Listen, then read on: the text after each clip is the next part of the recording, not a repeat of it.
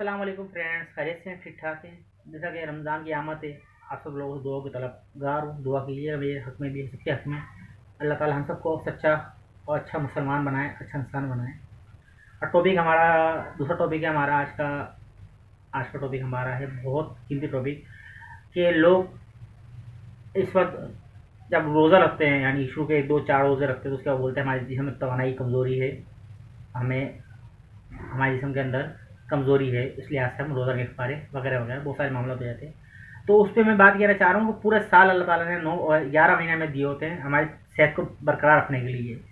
अभी जैसे कि आप अभी रोज़ा रख के आप कैल्शियम की बहुत सारी चीज़ें खाते हैं, खरबूजा तरबूज वगैरह, आपके विटामिन पूरे हो जाएं, तो याद रखिए हमेशा हर चीज़ यानी वो फौरी असर नहीं कर देती है आपकी जिस्म पे, वो फौरी एक्टिव नहीं कर देती है आपको, वो फ़ौरन आपके अंदर हर चीज़ को आपके तमाम विटामिन पूरी नहीं कर देती।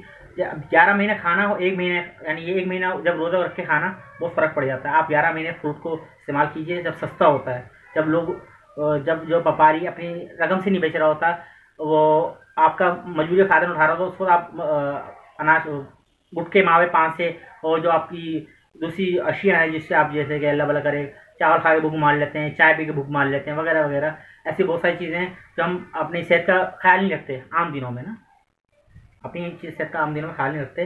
तो अगर हम 11 महीने भी सेहत का ख्याल रखें तो हमें रमज़ान में रोज़े रखने में बहुत बहुत बहुत बहुत बहुत बहुत सारा बेनिफिट मिल सकता है। उस लिहाज से कि हमें जो है ना, कहने मतलब फ्रूट वगैरह सब चीज़ें आम दिनों में जो सस्ती मिलती हैं, रमज़ानों में नहीं मिलती।